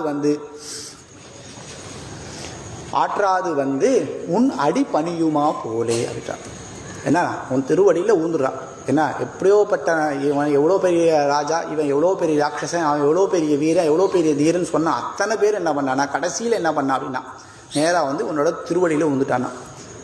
லௌகிகமாக ஒன்று சொல்லுவாள், நிறைய ஆத்திகர்கள்லாம் பார்த்துருக்கீங்களா, நாத்திகர்கள் பார்த்துருக்கீங்களா? ஆத்திகர் நிறைய பேர் பார்த்துருக்கோம், நாஸ்திகர்கள்லாம் பார்த்துருக்கீங்களா? இந்த நாஸ்திகத்தில் ரொம்ப சிறப்பாக இருக்க சில பேர் பார்த்தீங்கன்னு வச்சுங்களேன், கடைசி காலத்தில் அவர் ஆஸ்திகராக மாறிடுவோம். என்ன பண்ணுறா பெருமான், மாற்றாரை மாற்றடிக்க. நீ என்ன நினச்ச, எதுவுமே இல்லைன்னு நினச்சிட்டுருக்கியா, ஒரு ரூபத்தில் ஒரே ஒரு க்ஷணத்தில் உனக்கு அந்த ஞானத்தை கொடுத்துட்றேன். அதுக்கப்புறம் மாறினவா பெரிய பெரிய விஷயங்கள்லாம் பண்ணியிருப்பான்.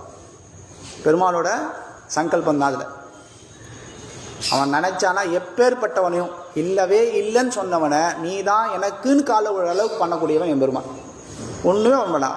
டைம் வரும்போது கரெக்டாக ஒரே ஒரு விஷயம் பண்ணிடுறான். அதே தான் நமக்கும் பண்ணுறான். நாம் அலைஞ்சின்னு இருக்கோம், சுற்றின்னு இருக்கோம். என்னது லௌகீகத்தில் இந்த மாயாலோகத்தில் மாயை நினச்சி சுற்றின்னு இருக்கோம். நமக்கு என்ன பண்ணோம், ஒரு க்ஷணம் ஞானம் கொடுக்குறான், என்ன பண்ணுறோம், மொத்தத்தையும் விட்டுட்டு வந்து பெருமாள் காலில் வந்துடுறோம். எம்பெருமான் தான், எம்பெருமானை விட்டால் நமக்கு வேறு கதி இல்லைன்னு அவன் காலில் வந்துடும்ல. அப்படி பண்ணக்கூடியவன் என்னென்னா, அப்படி பண்ணதுனால அவர்களாம் என்ன பண்ணுறாங்க, நாம் வந்து அவன் காலில் போய் உயரணும். அது போல் இவர்களாம் என்ன பண்ணுறான்னா, வந்துன் அடி பணியுமா போலே, உன் காலில் வந்து அவெல்லாம் எப்படி உழறாரோ, இந்த ராட்சசர்கள் எல்லாருமே வந்து உன் காலில் உழறாது போலே போற்றியாம் வந்தோம் அப்படின்றா. அடிபணியுமா போலே போற்றியாம் வந்து, நாங்கள்லாம் உன்னை போற்றி வந்திருக்கிறோம், உன்னை நாங்கள் போற்றி வந்திருக்கோம் இல்லையா, உன்னோட திருவடியில் உழணும்னு வந்துட்டோம். அதுக்கு என்ன பண்ண, உன்னுடைய நாம சங்கீர்த்தனா பண்ணோம். இது போற்றி அது போற்றி, இதை பண்ணாயே அதை செய்தாயே அப்படின்னு எல்லாம் போற்றி வந்தோம். எப்படி அப்படின்னா புகழ்ந்து அப்படின்னா, எம்பெருமானே நாம் புகழ்ந்து வேணும். அனுதினமும் அனுக்ஷணமும் நாம் புகழ்ந்துட்டே இருக்கணுமா. எப்படின்னா பெருமாள் வந்து நம்மளை விட்டு விலகவே கூடாது, அந்த அளவுக்கு பிடிச்சிட்டு இருக்கணும் பெருமாளை. அந்த விசேஷம் உண்டு. என்னென்னா பெருமாள் அப்போ நமக்கு நற்கதி கொடுக்குறானா. நம்ம பார்த்தோம், என்ன பார்த்தோம், அப்போதைக்கு இப்போதே சொல்லி வது. இப்போ நம்ம சொல்ல என்ன நடக்குது நமக்குன்னா, தேவைப்படும் போது அவன் பார்த்துக்கிறானா. சொன்னால் இளமையில் எவன் என்ன நினைக்கிறானோ அவனோட முதுமையில் நான் அவனை நினைக்கிறேன்றான். இப்போ இளமையில் நினைக்கிறது என்ன விசேஷம் அப்படின்னா, நம்ம துடுக்கு இருக்கும்போதே நான் நினச்சேன்னா, நான் அடங்கிட்டேன், நான் வந்து பெரிய ஜம்பாவன் இல்லை, நான் உன்னுடைய அடிமை, நான் இறங்கிட்டேன், நான் என்ன பண்ணுறேன்னா அவன் நம்மளை ஏற்றுட்டான்னா, அவன் கஷ்ட காலத்தில் வரும்போது நான் அவன் பக்கத்தில் நிற்கிறேன்றானா. இந்த நாம சங்கீத்தை சொல்லக்கூடாது. அப்போ அதை நம்ம புகழணுமா வேண்டாமா, அந்த புகழணும், அந்த நாம சங்கீர்த்தனை சொல்லணும்னு சொல்கிறது தான் இந்த தாயாரனுடைய விசேஷம். எங்கே ஆரம்பித்து வராக க்ஷேத்திரத்துலேருந்து, வராக அவதாரத்துலேருந்து ஆரம்பித்து அங்கேருந்து அவள் சொல்லக்கூடிய ஒரே ஒரு விஷயம் நாம சங்கீர்த்தனா தான். 2 பேர் பேசி டிஸ்கஸ் பண்ணிட்டா, என்னன்னா என்ன பண்ணால் அவனை வந்து சேவிக்கலாம் அப்படின்னா, கிருத்தயுகம், திரேதாயுகம், துவாபர யுகம், பல விஷயங்கள் இருக்குது. இது எதுவுமே கலியுகத்தில் பண்ண முடியாது. தாயாருக்கு தெரிஞ்சு போச்சு, கலியுகத்தில் பார்த்தீங்கன்னா பூமாதி அப்படியாச்சு, பூமியில் என்ன நடக்க போகிறதுன்னு உங்களுக்கு தெரியுமே, என்ன பண்ணா இதெல்லாம் என்னால் பண்ண முடியாதுன்ற ஒரு நிலைமை வரும் எல்லாருக்கும். என்ன பண்ணணும் அப்படின்னா சரணாகதி பண்ணிட்டுன்ட்டா. சர்வதர்மானாம் பரித்தியத்தம் மாமேகம் சரணம் பிரஜ. என்ன பண்ணா, உனக்கு எல்லா தர்மங்களை விட்டுடு அப்படின்னா. சில பேர் சொல்லுவா, வாதாடுவா, எல்லா தர்மங்கள்லாம் விட்டு சொல்லிட்டாரு, நான் ஏன் சுவாமி சந்தியாவதனம் பண்ணோம், நான் ஏன் சொல்லி திருவாராதனம் பண்ணோம், பெருமாளுக்கெல்லாம் பண்ணோம், கோயிலுக்கெல்லாம் ஏன் போனோம், அதான் அவர் விட்டுட்டாரு, நான் சரணாகதி பண்ணிட்டேன், என் பெருமான் தான், பெருமான் திருவடி தான் சொல்லிட்டேன் அப்படின்னா. தர்மங்களை விட்டுனா அந்த தர்மங்களை சொல்ல, தர்ம மார்க்கங்களை விட்டு அப்படின்னா. நம்ம முன்னாடி இருக்கக்கூடிய யுகங்கள் என்ன பண்ணலாம், பெருமாளை போய் சேரணும்னா சரணாகதி போராது அப்படின்னா. பக்தி யோகம், ஞான யோகம், கர்ம யோகம், பல யோகங்கள் இருக்குது, யோகாபியாசங்கள் இருக்குது. அந்த யோகாபியாசங்கள் அதுதான் தர்மம். அந்த தர்மங்களை விட்டுரு, ஏன்னா அது உன்னால் பண்ண முடியாது. ஏன்னா உட்கார கூட முடியாது, 1 நேரம் எப்பலாங்கோல் போட்டு உட்கார முடியாது. அப்போ எப்படி யோகாபியாசத்தில் பண்ண முடியும். நாதமுனிகள் ஜம்முன்னு யோகாபியாசம் பண்ணார். அந்த நாதி முனிகளே அந்த யோகாபியாசத்தை கடைசியில் ஆளவந்தாருக்கு கொண்டு போய் சேர்க்கலை. காரணம் என்ன, இதுக்கப்புறம் கலியுகத்தில் அது நடக்காது, யோகாபியாசன்றது முடியாது அப்படின்றது அங்கேயே முடிவாயிடுது. நாதமுனிகள் மட்டும் ஜம்முன்னு யோகாபியாசம் பண்ணுவார், கிருஷ்ணனோட ஜாலியாக பேசிட்டு இருப்பார், சிரிச்சுட்டு இருப்பார். நம்மளும் பண்ணலாம், ஆனால் நமக்கு அதுக்குண்டான சக்தி இல்லை. இந்த கலியுகத்தில் அதுக்குண்டான சக்தி கிடையாது. அப்போ கலியுகத்துக்கு என்ன தேவைப்படுறது அப்படின்னா, அதை தான் பெருமாள் சொல்கிறார், கலவு சங்கீர்த்த கேசவம். கலியுகத்தில் சங்கீர்த்த கேசவம், கேசவனுடைய பாடி, நாராயணனை பாடி, கிருஷ்ணனை பாடி, மனத்துக்கினியானை பாடின்னு எல்லாமே எம்பெருமானுடைய நாமாக்களை சொல்லி நீ பாடு. அந்த நாம சங்கீர்த்தனை என்ன பண்ணுறது அப்படின்னா நமக்கு மேன்மை கொடுக்கக்கூடியதுதான். கிருத்தயுகத்தில் நான் பண்ணக்கூடிய யாக யஜ்ஞங்கள் அது என்ன பலனும், அந்த பலன் இந்த இடத்துல நான் வந்து நாராயணான்னு ஒரு வார்த்தை சொன்னதுனால எனக்கு கிடைக்கிறதுனா அது விட விசேஷமாக இருக்குது. அதை சொல்கிறதுக்கு நமக்கு என்ன கஷ்டம் இருக்குது. அந்த ஒரு நாமாக்களை சொல்லிட்டோன்னா நமக்கு ஏற்றத்தை கொடுக்கக்கூடியது. அந்த நாமாக்களை நாம் சொல்ல வேண்டும் அப்படின்றார். அப்படியாக போற்றியாம் வந்தோம் புகழ்ந்து. அதுவும் எப்படி சொல்லணும், புகழ்ந்து சொல்லணும். புகழ்ந்து சொல்கிறதுக்கு ஒன்று வேணும். நாம் ஒருத்தரை புகழணும்னா அதுக்கு என்ன வேணும், மனசு இருக்கணும். 2வது அந்த மனசு ஃபுல்லாக அவள் இருக்கணும். இப்போ ஒருத்தரை புகழணும்னா அவர் நம்ம மனசில் நிரம்பி இருந்தால் தான் நம்ம புகழுவோம் இல்லையா. இல்லைனா ஏதோ போலீஸ்காரன் வந்து அடித்தான் புகழ சொன்னான் அப்படின்னா ஏதோ வாயில் வரக்கூடியது, மனசில் வரக்கூடியது தான் புகழ். மனசார சொல்லக்கூடியது தான் புகழ்ந்து இல்லையா, வாயால் சொல்லக்கூடியது இல்லை, கணக்கில் இல்லை. இப்போ மனசால் புகழ்னா சொல்லக்கூடியவன் மனசுக்குள்ளே புகுந்துருக்கணும். அந்த புகுந்துருந்ததுனால தான் அந்த அந்த புகழ்ச்சி என்ன பண்ணால் நம்ம அவனுக்கு மகிழ்ச்சியாக வெளில வருது. எப்படின்னா அவனை புகழ்ந்து பேசும். எம்பெருமான ஏன் அவ்வளோ புகழணும் அப்படின்னா அவன் நம்ம மனசில் புகுந்துருக்கான், நம்மளை ஆண் கொண்டான். என்ன நாம் பண்ண காரியம் எல்லாமே அவன் தான் பண்ணுறான் இல்லையா. நாம் என்ன பண்ணாலும் அவன் தான் பண்ணுறான். இப்போ நாம் எம்பெருமான இடத்துல போய் வந்து சேரணும்னா கூட அதுக்கு அவனோட அனுகிரகம் இருக்கணும். இல்லைனா நம்ம பெருமாள் வரமாட்டான். இத்தனை வருஷமாக 40 வருஷமாக சுவாமி நான் கோயில் பக்கமே வந்தது கிடையாது சுவாமி, கோயிலுக்கு வந்தால் கூட சேருவேன், நான் தீர்த்த சடாரெலாம் வாங்க மாட்டேன் சுவாமி, நான் வந்துடுவேன், வந்தால் பெருமாளை சேவிச்சா வந்துடுவேன். இல்லை, அப்போது மனசில் ஃபுல்லாக இல்லை. மனசில் ஃபுல்லாக இருந்தால் என்ன வரும் அப்படின்னா, இவனும் வர்றான், சேவிக்கிறான், போகிறான், தீர்த்தம் வாங்கிக்கிறான், ஏதோ ஒன்று. சில பேர் வருவா, தீர்த்த சடாரி கூட வாங்க மாட்டான். வருவா, கூட்டி இருக்கா, பாப்பா, பெருமாளை சேவிச்சுட்டு போயிட்டே இருப்பா. அவளுக்கு தீர்த்த சடாரி கூட முக்கிய, பெருமாளை பார்த்துட்டுனா போதும். இன்றைய தினம் வந்தேன், பெருமாளை பார்த்து, நம்ம கோயிலுக்கு அந்த மாதிரி மனுஷாலும் உண்டு. இன்றைக்கி வந்தேன், பெருமாளை பார்த்துட்டு போனேன். 2 பெருமாள் தான் சொன்னேன். சீனிவாசரை சேவிக்கும்போது, மலையில் சேவிக்கும்போது என்ன, ஒரு செகண்டு போதும். ஏன்னா அந்த இடத்துல நாம் பெருமாளை சேவிக்கிறோமோ இல்லையோ, பெருமாள் நம்மளை பார்த்துட்டானா போதும். மற்ற இடத்துல போய் நம்ம பெருமாளை பார்த்துக்கலாம். ஏன்னா அது க்ஷணம் மாத்திரம் தான் அந்த இடத்துல பெருமாள். அவனுடைய அனுகிரகம், அந்த க்ஷணம் மாத்திரான அனுகிரகமானது திவ்யமான அனுகிரகம் இல்லையா. அவன் பூந்துட்டான், அந்த ஒரு க்ஷணத்துலேயே நமக்கு திருப்தி கொடுத்துட்றான் இல்லையா. அந்த ஒரு க்ஷணம் சேவிச்சுனா அப்போ தான் அதனோட சிறப்பு இருக்கும். இந்த ரோட்டில் இங்கே இருக்கான், சேவிச்சுக்கோங்கன்னா மதிக்க கூட மாட்டோம் இல்லையா. அவனை சேவிக்கிறதுக்கு க்ஷணம் மாத்திரம்தான்னா உழுந்து ஓடும் இல்லையா. சிறப்பு இல்லையா, அந்த சிறப்பு. அதுபோல் எம்பெருமான சேவிக்கணும்னா என்ன பண்ண, அவன் முதல்ல நம்ம மனசுக்குள்ளே இருக்கணும். அவனை ஒரு க்ஷணமாக சேவிக்க மாட்டோமா, ஒரே ஒரு சேவிக்க மாட்டான். அந்த ஒரு க்ஷணத்தில் திருவடியிலேருந்து திருமுகத்தை வரைக்கும் நம்ம சேவிக்கிறோமா, அப்போ தான் இவன் இடிப்பான் யோசிக்கவே கூடாது. எனக்கு பெருமாள் ஒரு அனுகிரகம் பண்ணார், ராமானுஜரோட 1000வது வருஷம் அனுகிரகம். அப்போ அந்த இடத்துல நான் வந்து நரசிம்மப்பிரியால் ஒர்க் பண்ணிட்டு இருக்கும்போது அங்கே ஸ்டால் போட்டேன். மறுநாள் 2-3 நாள் ஸ்டால் போட்டிருந்தோம். புக் ஷாப் வச்சுருந்தேன். நான் என்ன பண்ணேன்னா யோசிச்சுட்டு இருந்தேன், 1000வது வருஷமாச்சு, பெருமாள் எப்படி சேவிக்க போகிறோம், எம்பெருமானை எப்படி சேவிக்க போகிறோம், என்ன பண்ண போகிறோம்னு யோசிச்சுக்கிட்டே இருந்தேன். இப்போது சரி ஏதோ பெருமாள் மேலே பாரத்தை போட்டோம். ஏன்னா 10 மணிக்கு நான் ஸ்டால் ஓப்பன் பண்ணோம். சாயங்காலம் 5-6 மணி வரைக்கும் பண்ணணும். அது 6-7 மணி வரைக்கும் இருக்கணும். ஏன்னா அந்த சாயங்காலம் நிறைய பேர் இல்லை 8 மணி வரைக்கும் இருக்கணும்.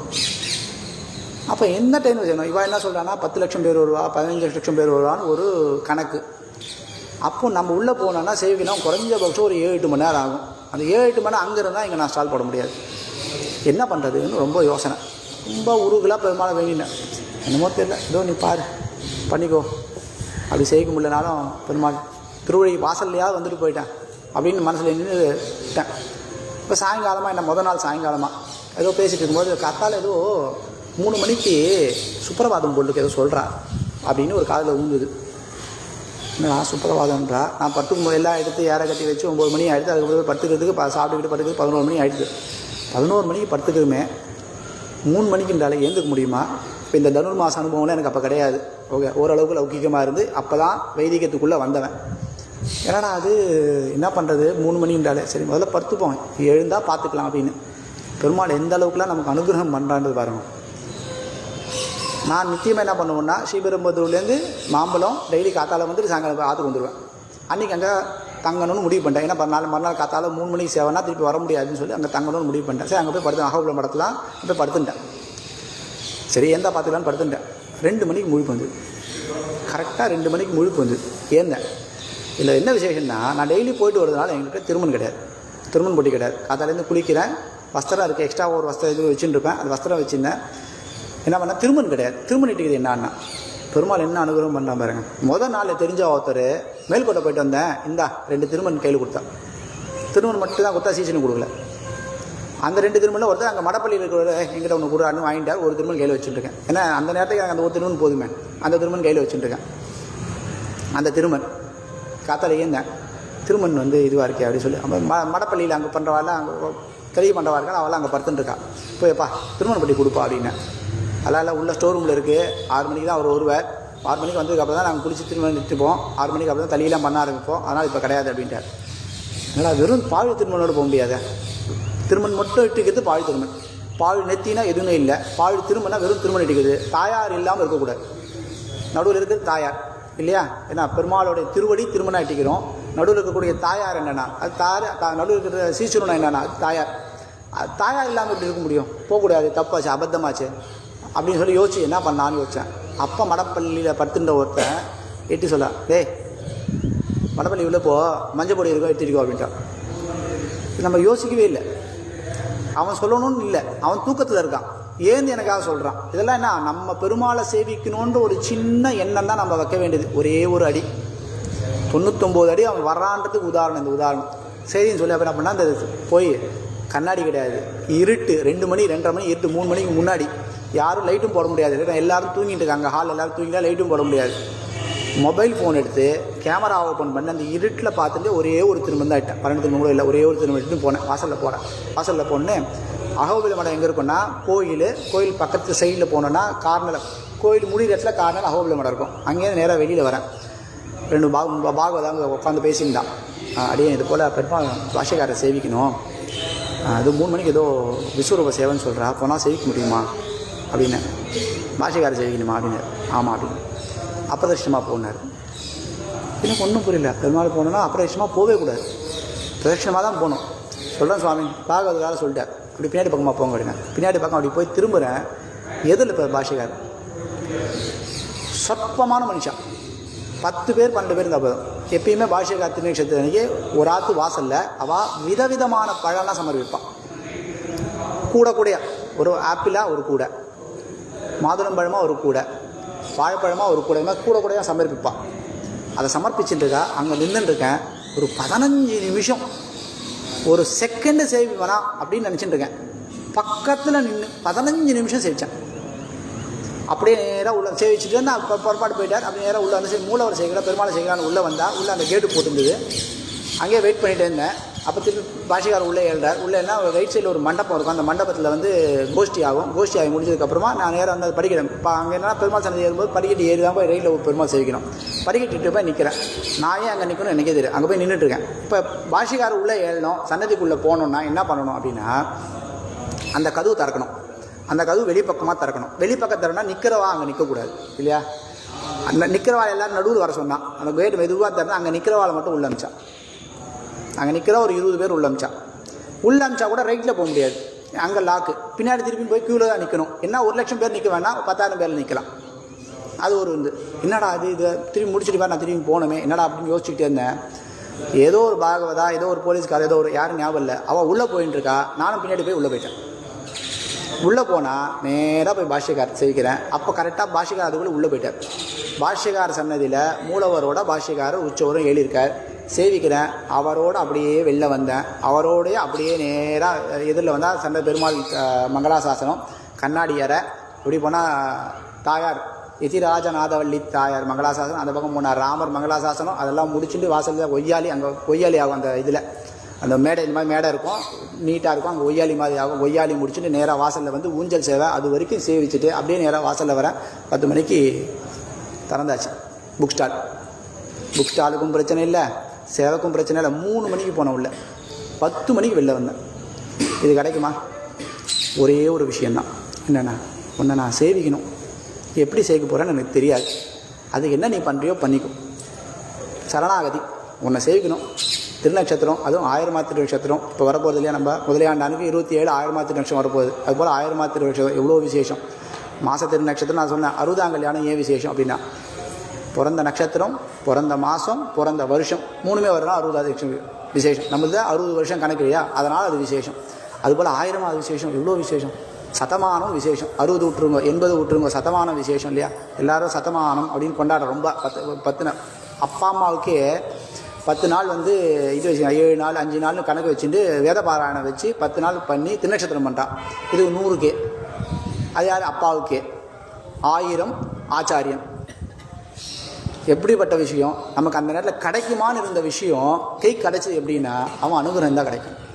அந்த அனுகிரகத்தை நீ என்ன பண்ணணும்னா ஒன்றுமே பண்ண வேண்டாம், ஆத்மார்த்தமான ஒரு வேண்டுதல். அது என்னமோ எனக்கு ஒரு சுக்கிருத்தம். இதே தான் எனக்கு அத்தி வரதான் ஆச்சு. சொன்னால் எல்லோரும் நம்பவே இல்லை. முதல் தடவை நான் சேவிச்சது எப்படின்னா, அப்போ தான் எனக்கு ஆக்சிடென்ட் ஆகி எனக்கு வந்து முதுகு பிரச்சனை இருந்தது.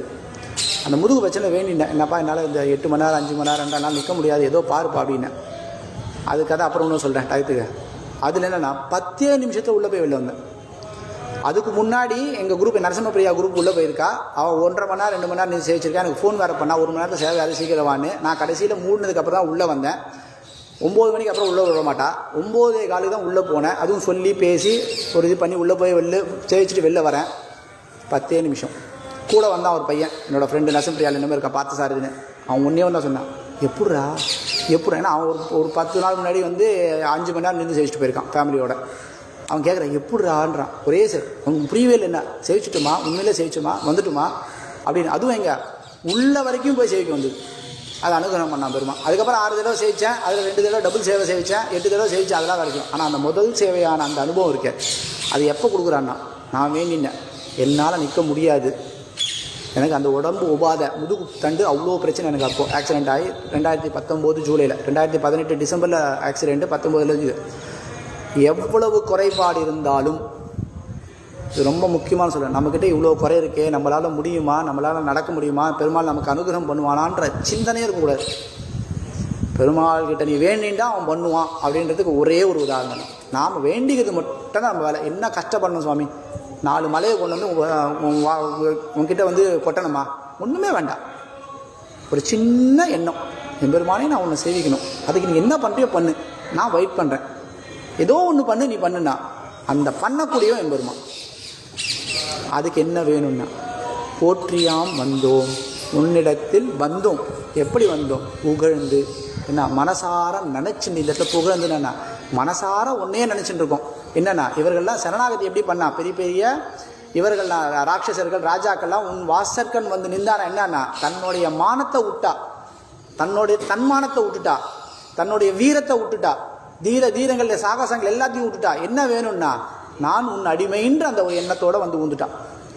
அப்படி நாங்கள் வந்து உன்னுடைய திருவடியில் உழறோம். எப்படின்னா, உன் வாசற்கண் ஆற்றாது வந்து உன் அடிபணியுமா போலே போற்றியாம் வந்தோம். நாங்கள் என்ன பண்ணுறோம், எப்படி ராட்சசர்கள் எல்லாருமே வந்து எதுவுமே எங்களால் பண்ண முடியாது. திரௌபதி என்ன பண்ணா, 2 கையை பிடிச்சிண்டா. பெருமாள் என்ன பண்ணானா, சரி நீயே பார்த்துக்கோன்ட்டா.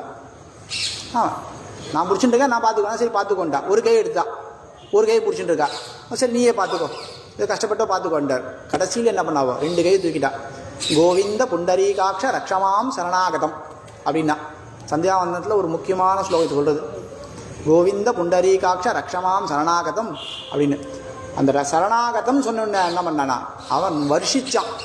யாராவது அங்கே நினச்சிருப்பாளா, அந்த சபையில் இருக்கக்கூடிய யாராவது ஒருத்தர், இன்க்ளூடிங் திரௌபதி பாண்டவாலும் சரி, திரௌபதிக்கும் அந்த எண்ணமே கிடையாது. இந்த மாதிரி வருஷிப்பார், இந்த மாதிரி நடக்கும்னு யாரும் நினச்சி பார்க்கல.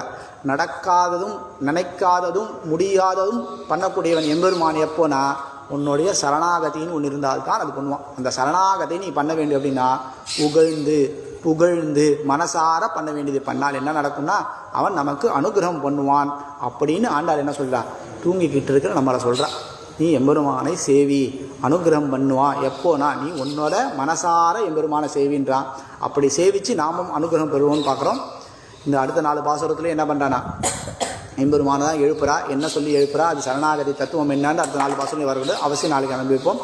ஸ்ரீ அமிர்தவல்லி நாயிகா சமேத ஸ்ரீ ஹரிதவாரண பரபிரம்மணே நமஹ. அஸ்மத் குருபியோ நமஹ. அஸ்மத் சர்வகுருபியோ நமஹ. ஸ்ரீமதே ராமானுஜாய நமஹ. ஸ்ரீமத் தாசரதை மகாகுரவே நமஹ.